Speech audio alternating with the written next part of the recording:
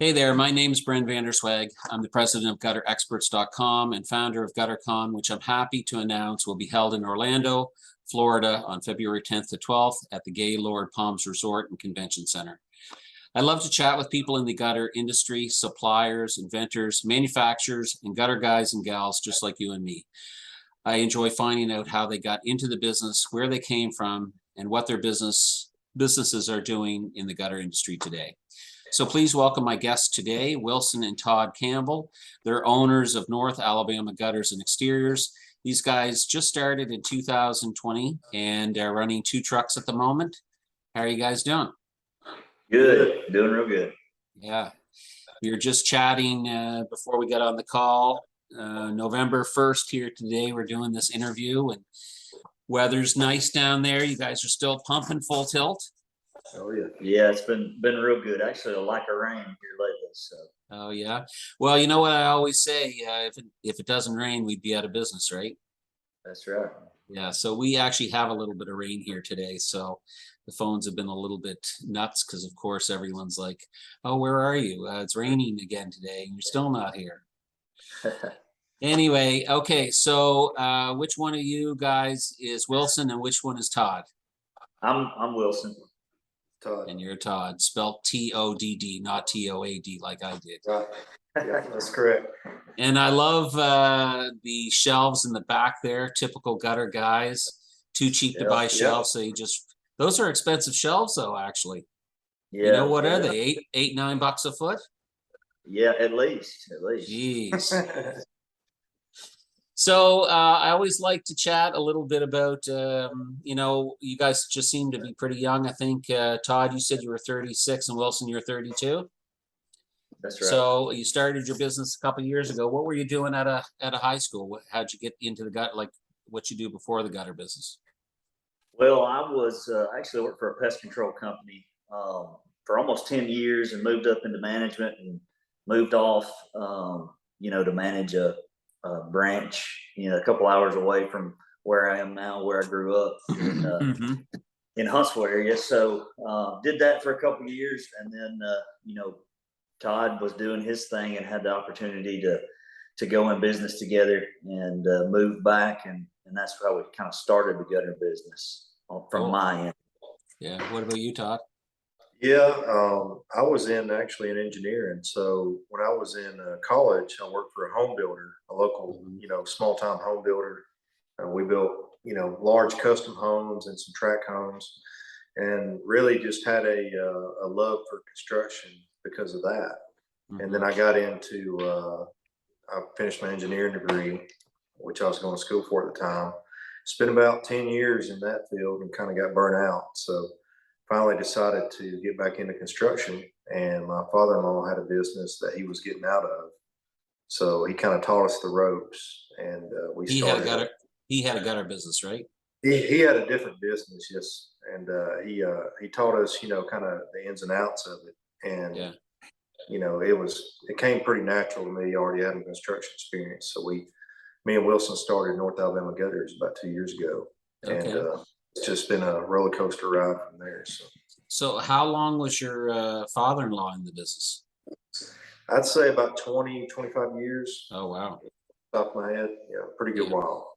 How big did his company get? Was he always a owner-operator, or did he have a couple crews at any point in time? I think at his most, he had a couple crews, but most of the time it was like one crew. Yeah. Either, it varied. Sometimes he had one crew, sometimes he was the owner-operator. Depending on the help he could keep, So it was a little bit of a smaller company. And was his company what town are you guys in? We're in Huntsville, Alabama. Huntsville, okay. I'm actually going to bring that up. I didn't look before we got on the call here. So, and you guys were both born and raised in Huntsville? Yes, that's right. And how big of how many people are in Huntsville? I don't know right off. Well, that's changed a lot since I've been alive. The surrounding areas too of Huntsville's kind of where all the people are. Yeah. But yeah, it's really Huntsville and Madison are like 2 cities that grew together. I see. And yeah. I believe that Huntsville is the largest city now in the state, if I'm not mistaken. I think I heard that. Let's It's, see. yeah, I see. It's got kind of a weird, like it's not a square area. It's like, Yeah. it's It's kind of scrolling. weird. Yeah. So it looks like Huntsville proper is about 216,000 last Okay. year.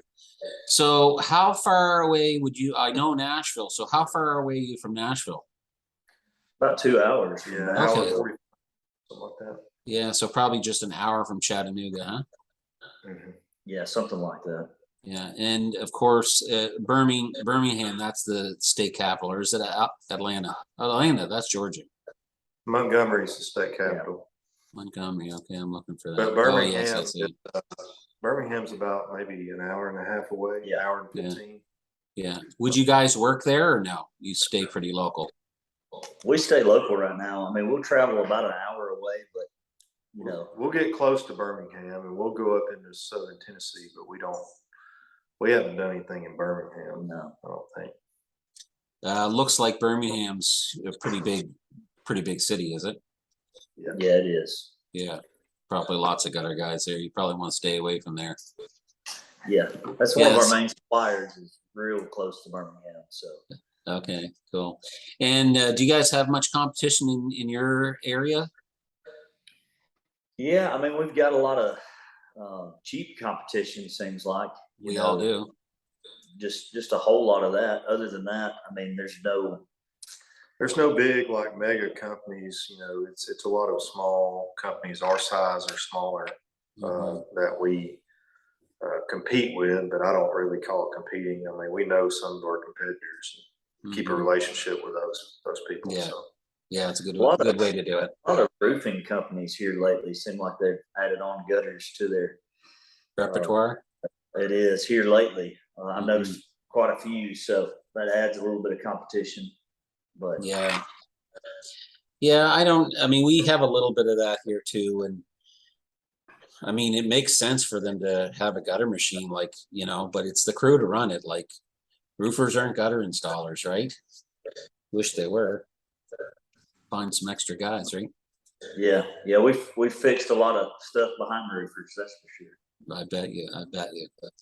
So, okay, so your company, when you guys got started, were you guys just on the truck yourselves? Like just two of you running around in a truck? Yeah, it was about a full year where it was me and Todd, and we ended up getting a helper, for part of that time, and then for at least a year. Yeah, when you said something earlier about things, taking off in these 2 years, but I kind of wanted to bring that up, for like Will said, about a year we were just owner operators, and we really, I think we got in a rut. We didn't really hire for a year, other than maybe one helper at a time. But yeah, it's really been the past year, that we've really ramped up our hiring and trying to get out of the field. And, and were you trying to, when you said, explain when you said you were in a little bit of a rut, what do you mean? Well, we got in a rut of doing the work, quoting jobs. We'd split up quotes and we'd go quote on Fridays or whatever. And we really just got in this vicious cycle where we couldn't get out of it. We didn't have time to hire anybody. We didn't even have time hardly to go through Indeed, through prospects. And eventually we had to say enough and just block off some time to try to hire some people to step out of the truck, And we're constantly, I feel like, trying to step out of job roles, whether it's quote, sales or managing the warehouse. There's always some job we're trying to back out of to be an owner. Yeah. That's a good point. So many, I think a lot of smaller owner operator guys, I mean, I guess I have to say the difference is that there's two of you. So if it's only one of you, it's even harder to get off the truck, right? Yeah. Because you're like, oh, I got to pay someone 20, 25 bucks an hour. I mean, whatever you got to pay. I don't know what your labor rate's like down there, but let's just say I got to pay 20 bucks an hour, and how am I going to afford this? But it's really, how can you afford not to, right? Yeah. Yeah. Yeah, we had to get over that. It seems like every step is you got to kind of take a leap of faith with it, whatever you do, because Hmm. it doesn't sound like it was going to work out, but you just got to keep pushing forward a lot of times. Yeah, yeah, exactly. Yeah. So, so was it just in 2022? Like you started in 2020. So in 2021, is that when you kind of stepped up and started hiring some guys? Yeah, Or was that just this year? yeah, I think it was towards the end of 21. Yeah. Maybe I know in the fall we hired a guy that has really took a key role in leading the truck, and that just hiring that one guy kind of helped us get over that fear of letting somebody else do all the work. Mm-hmm. So, Yeah. and that was the end of last year. Yeah, we hired Okay. him in the fall, right, this time Yeah. of year, and we were able to keep him busy all winter. That's been another one of our discussions, a lot is, well, if we hire, two more guys, if we have two crews, will we be able to find the work? And we finally, I think, got over that to where we feel like if we hire somebody, we're going to find the work somehow. We're going, Especially if you have good quality employees. right. We're gonna do our job. That's gonna be our job, is to find the work if we add another crew. And that's just been our mentality.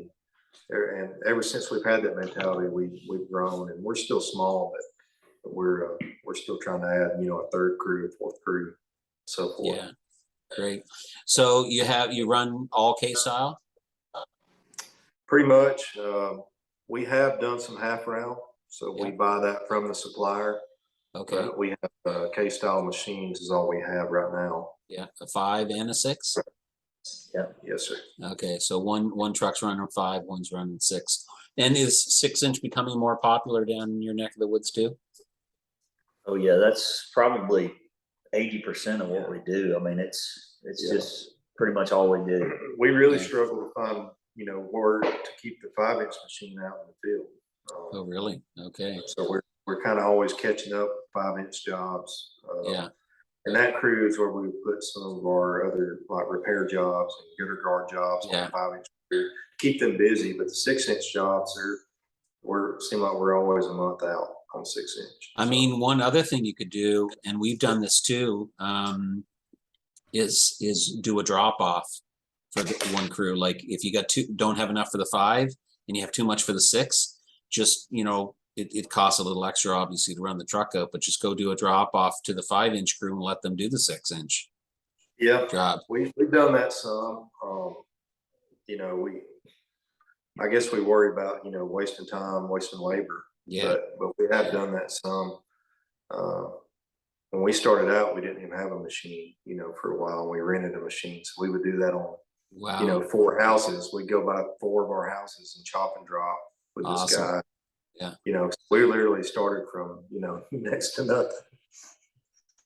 Well, are you telling me you guys didn't leave your other jobs with millions in your bank account? You just couldn't go out and buy a bunch of machines and trucks? Huh?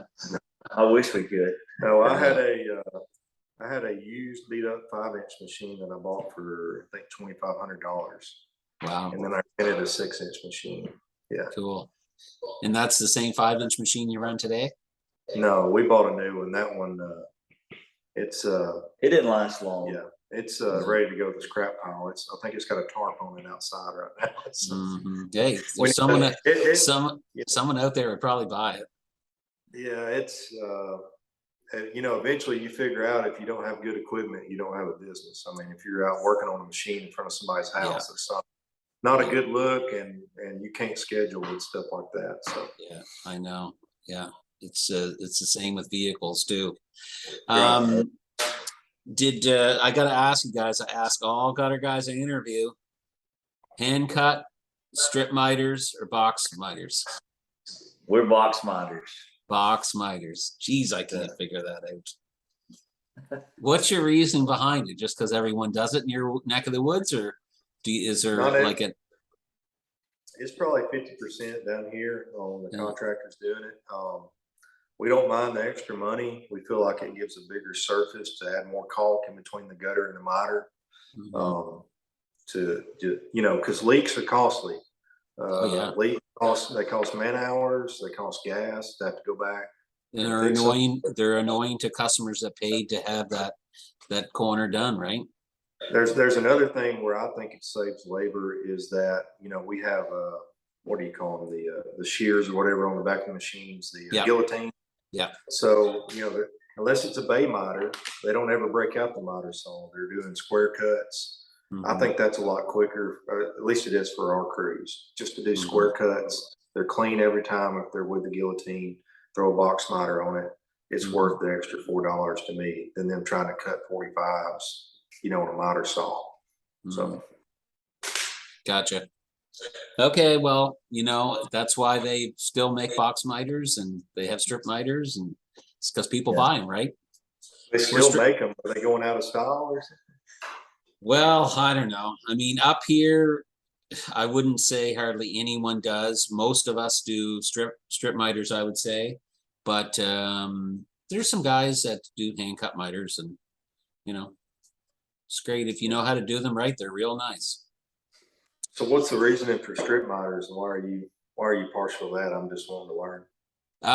Well, I just think it's easy. So whether you're cutting them by hand with a template or using a chop saw, I mean, I don't think the time factor is minimal.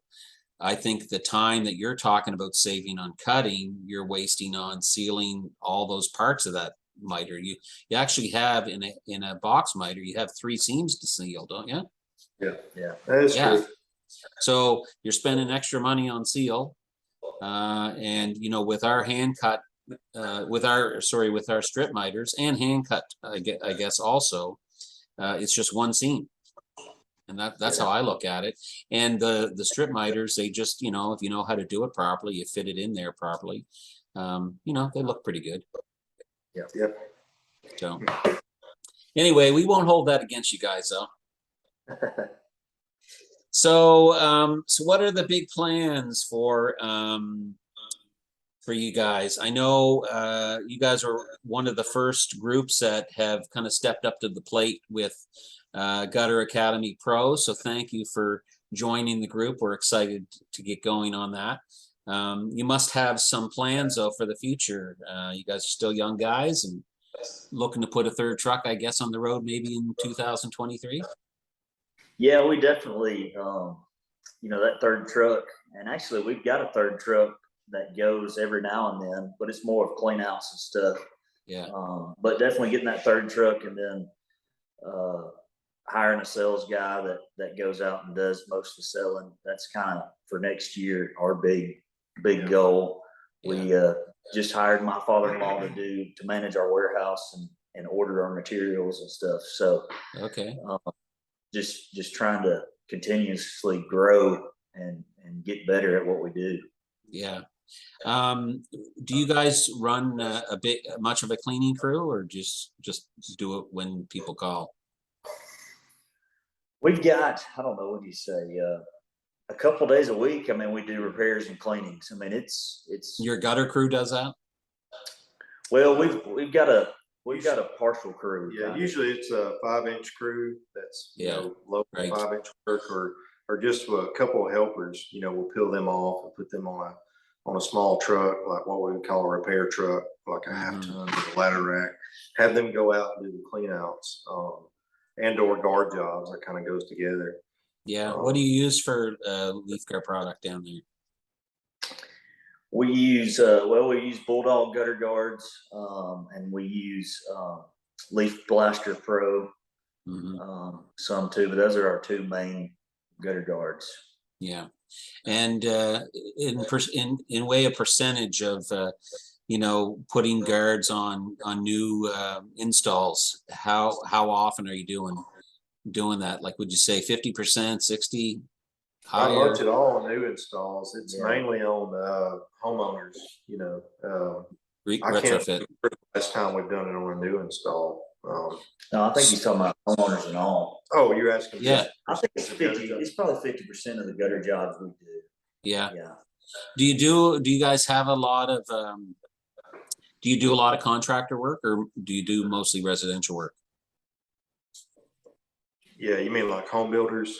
I didn't know if you meant commercial work, but yeah, we do, like you said, about 50% home builders, 50%, existing homes. Yeah. So we got mainly if we get a new build, it's usually big. It's usually a big custom or a big, spec home, something tall, something that's got to look right, maybe round downspout, something that the customer is willing to pay to have it done right. We do a lot of track homes, Yeah. I mean, I wish we could, but so far we haven't, You got wish in you on could that. do more track homes. When you say It'd be track, nice to keep a 5-inch truck, busy doing some small track homes, yeah. but we have to come to agreement on a price that makes sense. So, Yeah, usually those jobs are a little bit lower and waiting on your money and, taking a little bit more risk on those ones, right?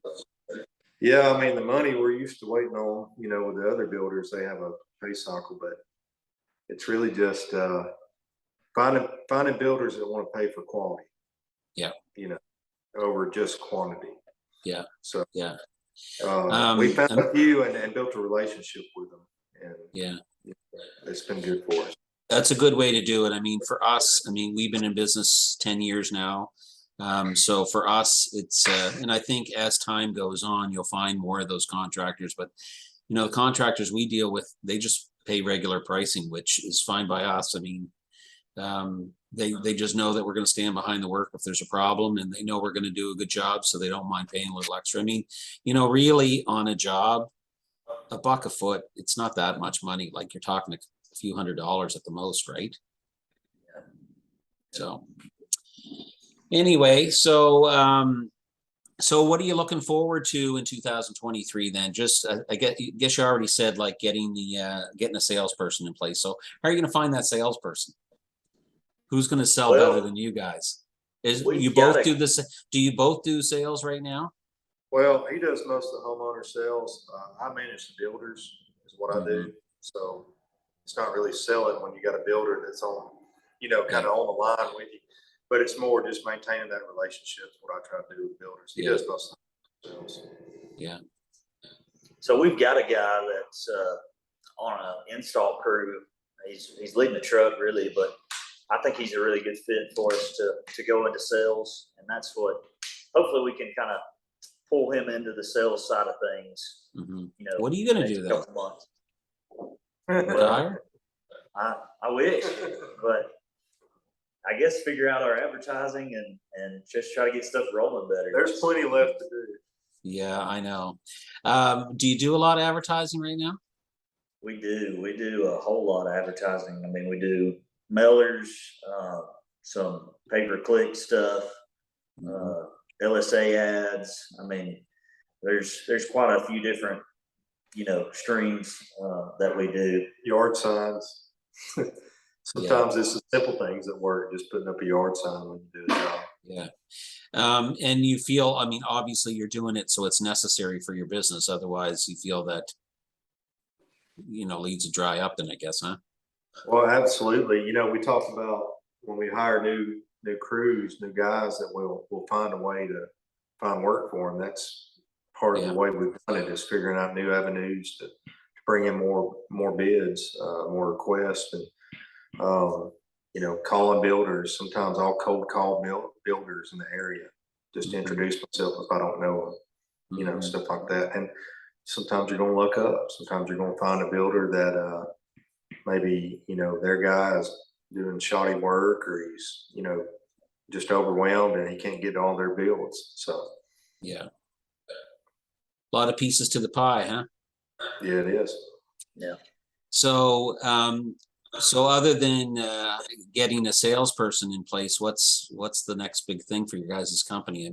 There's two of you, so it's a little bit different than just one person running it, right? Yeah, I think we've got things split up pretty well too, as far as, we had an issue with that at first, being two owners, trying to figure out our roles and not overlap each other too much. Yeah. But we've got to a point where we've got each got our own roles, and if we'll stay in those boundaries, it really flows smooth. Yeah. But there was a time where it didn't flow too smooth because we were Hey, Button call heads. this customer, call that customer. Hey, did you order this material? All this kind of stuff. So Yeah. So were you guys like button heads, or you just were like, oh shit, I already did that? No, just chaos, just disorganization, really more than anything. Yeah. I would say we're button heads. no, it was that rut he was talking about. We were getting burnt out. We weren't.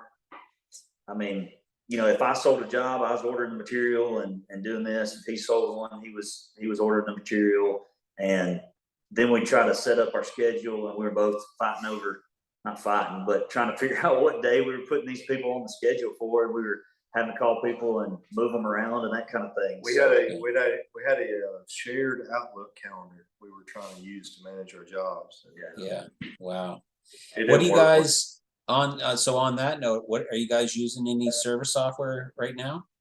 Yeah, we're using Jobber right now, and it's been key to keep us organized and keep the guys organized and Nice.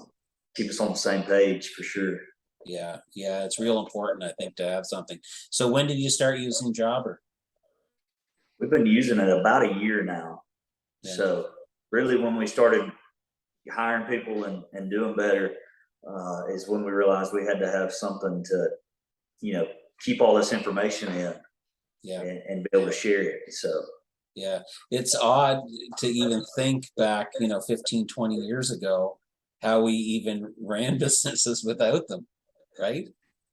yeah, I don't know.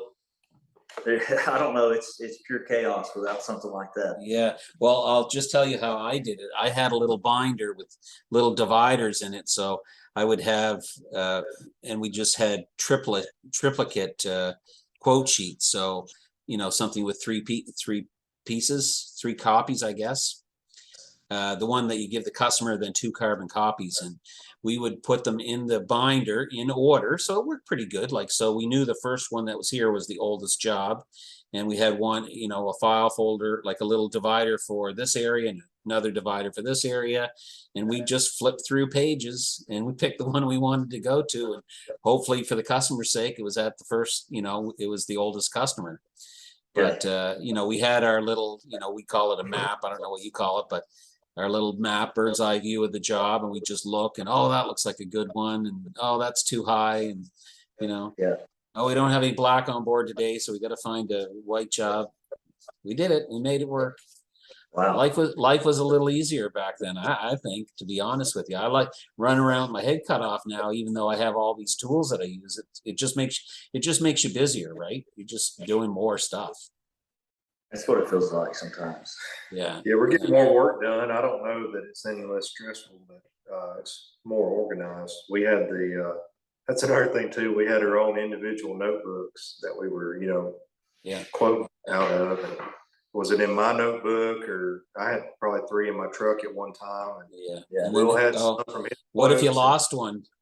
Oh, we have them before. We've lost drawings and didn't know where they went.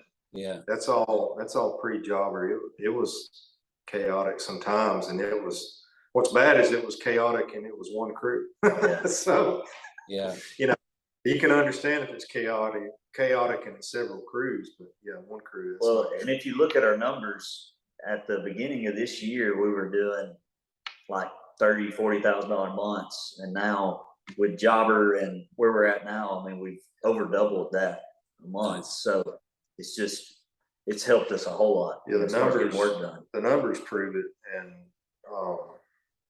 I kind of lost my train of thought, but we're always innovating on processes, whether it's material handling, like now we have spreadsheets for every job, so that I order materials, or the guy we're bringing in to hire to manage the warehouse, he's ordering materials, but then the guys, when they load the truck, they check that spreadsheet again. So it doesn't have to be high tech really, but just constantly renewing your processes, get it more streamlined, and make sure they're getting out on job with the material they need to finish the job. That was key. Yeah. So. Yeah. Cause if you got to go back, like you're losing money. Yeah. Yes. If we got to go run a box of hangers or something to the guys, there's nothing more aggravating than running out of screws or something simple, Happens to the best of us. To the best of us. Or caulk a strip miter. Yeah. I always say that I'm just an overpaid gopher. Go for this, go for that. Yeah, It's crazy some that's how I days. feel. Well, cool. So what do you guys run for trucks anyway? Trucks and trailers or vans or box trucks? What do you run? Trucks and trailers right now. Yeah. Uh, Like it a, seems to be the best. yeah, like a 16-foot trailer or 14? Yeah, what is it? I 14, think I it's think? no, it ain't Or is 14. it 16? It's maybe more than that. It's at least a 16 dual axle. We have our 6-inch on, Mm-hmm. and then Yeah.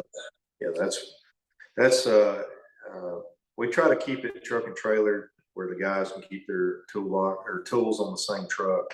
Kind of give them their truck for a crew. Yeah. Where they're not always fumbling around for tools and stuff. At least that's what we're trying to get to. Now when we started, we had we bought an old church bus, and we took Church the bus? seats out of it. Were the and Bible put our- still in the back seat No, pockets? but it still had Church of God on the top It of had it. a phone number on the front you could call. Oh yeah. We And put you our weren't getting 6-inch Gutter. You're calling God, were you? Yeah, We wouldn't get us. I don't know. Somebody pray for you or what? we had it had a wheelchair lift on the side, so we lift our big coils up with Oh. it and stuff like that. Hey, I was, who was I telling the other day? Maybe it was you guys when we were on our other call that I had wasn't a church bus, but it was an old folks home bus and a wheelchair ramp on it. And that's how we got our coils on. I mean, we miss that now. Miss it. Yeah. It worked good, but we had our 6-inch machine on it, and the bus, we had some issues with it one day, and we were like, hey, we got to get this thing on the trailer so we're not relying on the bus. If it breaks down, we're out of work for a little while. So Well, we thought we had a good plan, but we couldn't figure out where to put all our ladders. So that was the thing. We couldn't fit our 32-foot ladders on the church bus, and it didn't have a ladder rack. So what did you do? Well, we went to a truck trailer model. So we keep all the ladders on the truck, and it pulls the enclosed trailer with machine and stuff in it. So Cool. we just found that works better for us. I'm not locked in on that. I mean, we can look at doing high bay vans or box trucks in the future. But yeah, that's another thing too, is like everything's up for discussion between me and Will as far as how we do things. We're always trying to, I guess, second guess ourselves on how we, how we run our fleet, how we advertise. Well, I think that's going to be the biggest thing. You guys did the virtual for Gutter-Con last year, right? So you're sitting in your office or at home watching a recorded session. And I mean, that's good. It probably worked for you, but I think coming to Gutter-Con, that will be the biggest thing, is just chatting with other guys over a beer or whatever, talking about how everyone does things. And, if you could just pull one or two little things away from that, it's, it can make a big difference in the bottom line of your company for sure. Yeah, we're definitely looking forward to it because, it's hard to find somebody you can actually go over what we're going through with, and for them to understand. So I'm looking forward to being able to talk to people. Yeah. We try to You've tried to what? No, sorry, I just we try to keep relationships with our competitors around here, but it's not like we're all going to get together and discuss our strategy next year. So. Yeah. Well, I'm glad you brought this up, because this is the big thing behind Gutter Academy Pro and this mastermind group that we're going to start in December and into January. Just being able to sit down with 6, 7, 8 other people that are in the same business and likely having the same problems you guys are. So, hopefully someone's figured something out. And, maybe you guys have figured out something else that someone else needs to know, right? So I'm pretty excited about it. I look forward to looking into, just learning, I guess, more of the business side of things too. That was the biggest learning curve, was trying to figure out some of the business stuff to do, and, what works, and, our advertising call tracking numbers, and trying to figure out, some of this stuff I had to do it on my own. So it was, it'll be pretty interesting to kind of hear other people's stories and what they do. Yeah, for sure. So just one thing I'm curious about, I don't do a lot of advertising, so I'm always interested because I just know, and you know, down in the States, there's just so many people and so many, like you said, other people trying to make a buck just like you guys. So you got more competition, so you have to advertise.